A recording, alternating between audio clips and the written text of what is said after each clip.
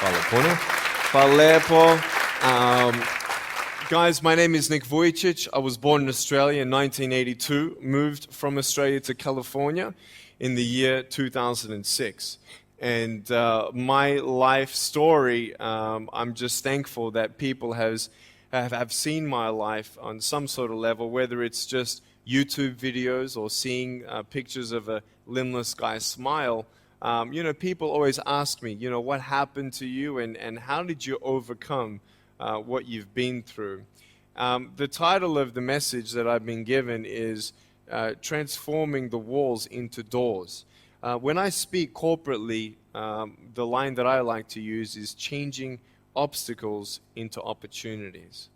Now, I'm very well aware to share with you as well, I know that there are 1 billion people going hungry today.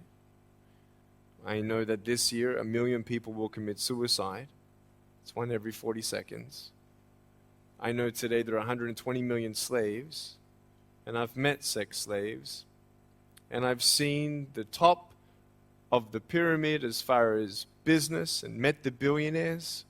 I've met bankers, and I've also met orphans. We're all looking for something. We're all looking for hope. Hope you can't just have just because you were born with hope. No, we're born with pain.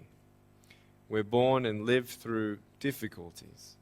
And in our life, my parents always taught me that even though we don't know why I was born this way, that we have a choice. Either to be angry for what we don't have, or be thankful for what we do have. The power of that choice was the first thing that I had to overcome and decide for myself, especially in the early years of school. A lot of kids would come up to me and tease me. And I've been speaking at 5 congresses. I've met 7 presidents all around the world. My largest crowd was 110,000. I have 30,000 invitations for me to speak. So wherever I go, I talk about the value of life. I talk about anti-bullying messages for the school systems in different nations. The greatest thing is love. When we feel like we don't have enough love and we don't have enough hope, we start losing strength to live. For me, in my life as a child, I had a big wall. I was surrounded by 4 walls and a low ceiling of opportunity. I was set free in so many different ways, and especially surviving from day to day with my parents who loved me, who encouraged me, who told me that I was beautiful the way that I was, and not to worry about what other people said about me. I was actually the first special needs child to be integrated into the mainstream education system in Australia, and I was awarded Young Citizen of the Year in 1990. And the world is a hurting place, and the world needs hope, and the world needs love. Without hope, we feel like, why are we here? Well, brokenness. Here's mine. Today, I still have no arms, no legs. But everything's changed. Everything. For me, I was looking for hope and happiness, and I couldn't see it for many years. In fact, if this side of the table represents my hope, truth encourages me to become all that I can be. But then we have lies every day coming in our mind, people who discourage us. You know the people that you have in your life who, no matter how good of a day you're having, they'll bring you down. Or no matter how bad of a day you're having, they'll bring you even lower. You know what I'm talking about? Think of the 3 biggest discouragers in your life. They're not your biggest discouragers. You are. You are. It only takes 3 seconds for me to tell you something discouraging. But then you may never forget my words. I've met so many 50-year-old women and 40-year-old women who still remember what their fathers told them that they wish they never heard. Words are powerful. When you hear those words and then your mind starts growing with these lies. Nick, you're not good enough. Nick, just give up. Nick, you're never going to get a job. You won't get married. You can't even hold your wife's hand. What kind of a father are you going to be if you can't even pick up your kids when they're crying? You're alone. Sure, your parents hug you, but their hugs can't heal you. Just give up. Just give up. Just give up. Just give up. Just give up. At age 8, I thought that I should commit suicide. Why? Because I didn't have hope. I thought I didn't have hope. Today you can see that I had hope. What's the word? Believing in something you do not see. Faith. Words can only do so much. Hugs can do much more than words. But when hugs can't do anything, that's where faith kicks in. For me, words and hugs were not enough, but I had no faith. So I tried to give up. At age 10, I tried to drown myself in 6 inches or 15 centimeters of water. In my home, I told my dad I just wanted to relax. But really, I wanted to end my life. I had enough. Dosta mi je bio. Okay? The first 2 times I rolled over, I was trying to work out how much air I hold in my lungs before I let it out. And the 3rd time, in my mind, knowing that I wanted to get out of here because of the bullying in my life, because I was going to be a burden to my parents and I had nothing to look forward to, I realized at that moment that if I actually went through with committing suicide, I would leave a greater burden for my parents than they already had. So there was one thing less hopeful or more burdensome than having a child without limbs. What is it? A child without limbs who gives up. So when I saw in my mind my mum and my dad and my brother crying at my grave if I went through with it, that one thought saved me.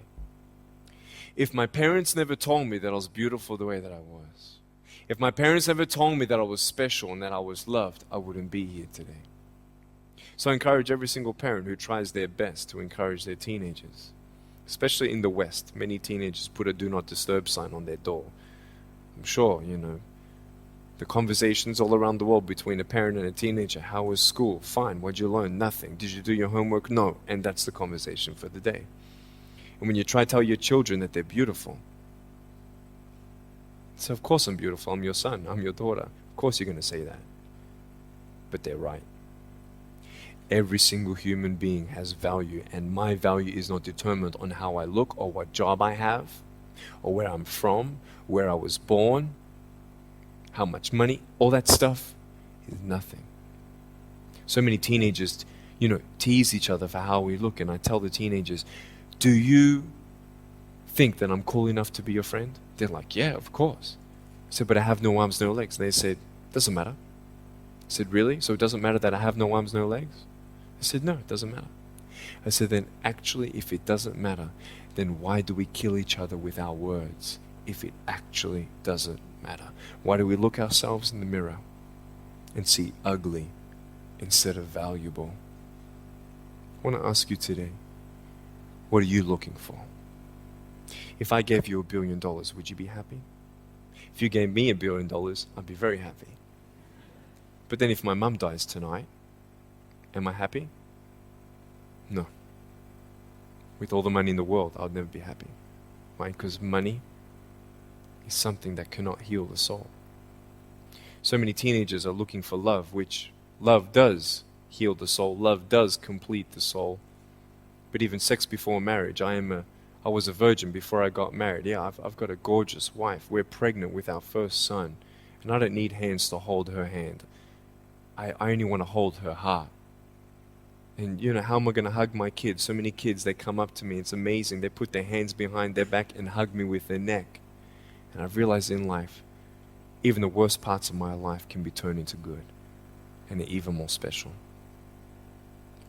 So many teenagers, they're looking for love. So they're going to go do this and go do that and have sex before marriage. For me, sex out of marriage is like a $5 Gucci watch.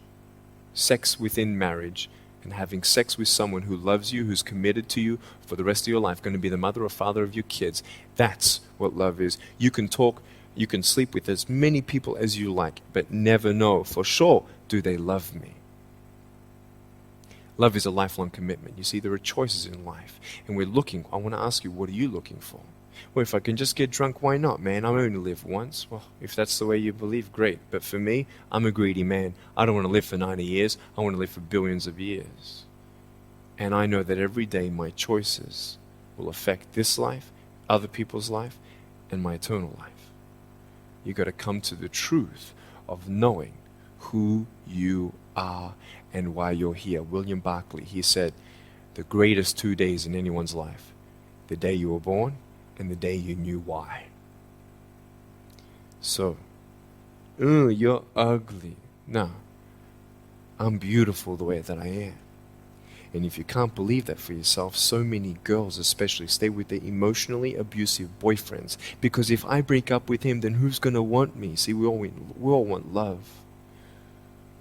That's why we do what we do sometimes. To get into the crowd, I'm going to swear, I'm going to be cool. That's what this world is. I want to look like her.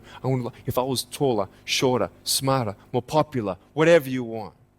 It's not enough until you find the truth. I'm wonderfully and fearfully made. There's a greater purpose for my life. I am here for a reason. Sure, I didn't get a miracle. Yeah, I believe in a God who can do miracles, and I have a pair of shoes in my closet. Why? I've seen blind people seeing and deaf people hearing. That's fine if you don't believe me. I got it on camera. But I realized something. If God doesn't change my circumstance, He's going to use my life to be a miracle for someone else. When you don't get a miracle, you can still be a miracle for someone else. I'm going to close off with this beautiful story. I was in Southern California. I have two organizations. I have a non-profit organization and I have a for-profit.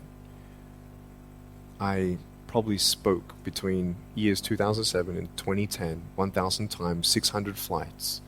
And I've spoken to 4.5 million people face to face. And in the last 48 hours here in Serbia, we've reached 5 million through media. So, we have the heart of people to love others. We want people to love each other, love yourself, dream big, and never give up. We're all looking for hope, aren't we? What are you looking for? Money, drugs, sex, alcohol, pornography, fame, fortune never satisfies. It's never enough. But I've come to a peace. So check this out. When I'm 24 years old, 5-6 years ago, I was in California. And I never met anybody else like me. When I was 10 years old, I wish I would have met somebody like me. Never did. Didn't get that miracle. But at 24, in California, I saw a little boy with no arms and no legs, 19 months old, just like me. I knew he was going to be bullied. I knew he was going to go through depression. I knew he would feel alone. I knew that he would get worried if he's ever going to have a girlfriend, and so on and so on. I got the father to bring him up on stage in front of 2,000 people. And everyone was crying. And it was a materialization of when you don't get a miracle, you can be a miracle for someone else. I am not a superhero. I go through ups and downs. So do you. But take one day at a time. And if you haven't found that peace of knowing who you are and why you're here, and where you're going when you're not here, for me, I want you to know that's how I've overcome. I don't have any walls. My book's called Life Without Limits. And what will be, will be. I've acted in a short film, 30 awards. I got Best Actor in a Short Film. I've done my own music video. I've written 2 books. First book, 30 languages, 800,000 copies. I'm 29, and we know 1 billion people know who I am. Not to bring up my pride or my name or my status, trust me. I'm just like you. But I hope you are inspired to know that if I can dream big, then so can you. There are no walls. Find your peace, and you'll make your walls doors. Thank you so much.